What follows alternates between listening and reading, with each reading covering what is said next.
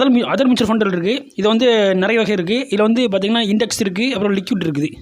இப்போ வந்து உதாரணத்துக்கு வந்து நான் வந்து ஒரு பிஸ்னஸ் பீப்புளாக இருந்தோம்னா எனக்கு வந்து சேலரிங்கிறது வந்து கிடையாது. ஏன்னா வந்து கம்பெனியில் ஒர்க் பண்ணுறவங்களுக்கு பேசிஸ் அடிப்படையில் வந்து அவங்களுக்கு சேலரி வரும், மந்த்லி வந்துடும். ஸோ வந்து நான் பிஸ்னஸ் பீப்புளாக இருக்கிறவங்களுக்கு வந்து இந்த மாதத்தில் வந்து ஒரு மிடில் வந்து ஒரு 15ஆம் தேதியில் ஒரு 10,000 கிடைக்கலாம், அடுத்த மாதம் பணம் கிடைக்காம போகலாம். அந்த மாதிரி இருக்கிறவங்க வந்து என்ன பண்ணுவாங்கன்னா வந்து இப்போ வந்து நம்ம வந்து ஒரு சேவிங்ஸில் நம்ம இப்போ இது பண்ணும்போது என்ன ஆகுனா வந்து நமக்கு வந்து எல்லாமே சேவிங்ஸ்லாம் கம்மியாக தான் இருக்குது. இன்ட்ரெஸ்ட் பெர்சன்டேஜ் பார்த்திங்கன்னா ரொம்ப கம்மியாக இருக்கும். அதாவது 4 to 5% தான் இருக்குது. எஃப்டியில் போய் நம்ம இன்வெஸ்ட் பண்ணலாம் பார்த்திங்கன்னா வந்து அதுவும் வந்து 4 to 5% மிஞ்சி போனால் ஒரு 6% இருக்கும்.